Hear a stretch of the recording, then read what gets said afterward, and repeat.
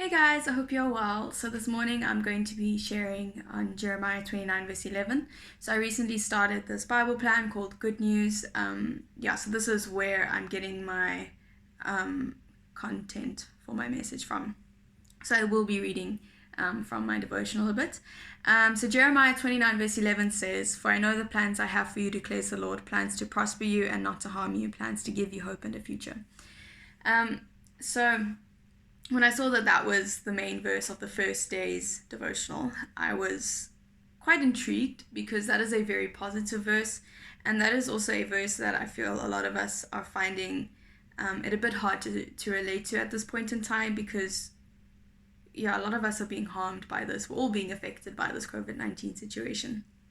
But what's really cool is it goes into the background of Jeremiah 29 verse 11, which I never knew. Well, I don't remember knowing. So I'm sure I've heard of it before, but it was kind of one of those in the ear and out the other ear.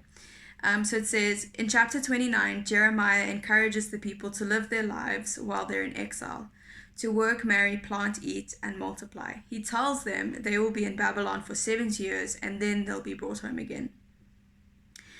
So for me, when I read that, I was like, oh, that's interesting, because I kind of feel like I'm in a little bit of an exile myself, because freedom is not really, we have freedom, but we also don't in a sense. Luckily for us, our lack of freedom is going to help, whereas theirs was not that positive. Anyway, so then it goes on to say, we can't insist on our own idea of a bright and hopeful future. We tend to be short-sighted and earthly minded. And it also mentioned how God's plan for the Israelites at that time probably didn't link with their plan, and how they were kind of caught in the struggle of we want to have our own king, we want to serve our own king, but we have to serve this king who has foreign gods and whose ways are not our ways, and we have to work for him when we could be working for ourselves and our homelands and our community. So just finding the struggle. Anyway, so then it says, if our hope is laced with doubt, fear, and anxiety, we can change that today. We need to eliminate our hope-so attitude and replace it with a no-so mindset.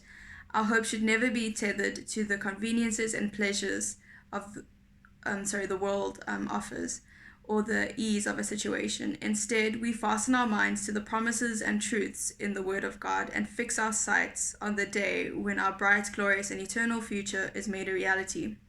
Now, this last part I feel is very relevant, and it says, instead of wishing away our days in the predicament we're in, let's have confidence that God will deposit hope into us no matter what we're facing.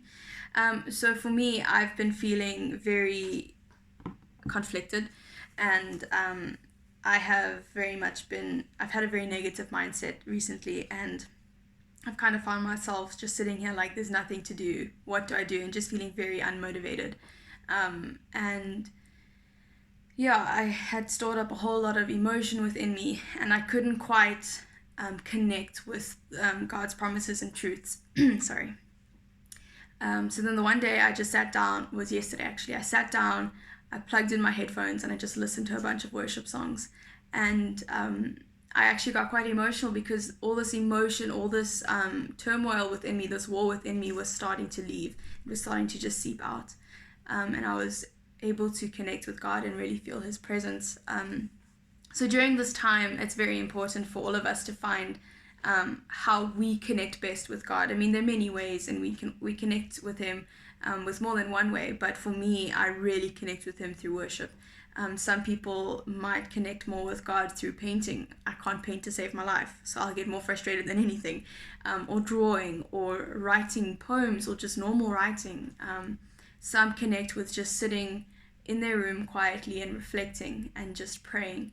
So I really want to encourage you to find what helps you connect strongly with him.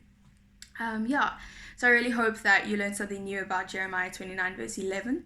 I really didn't know that was the background to the verse. I really didn't. And I thought it was quite cool how now this verse is even more relevant to us since we're kind of in our own exile.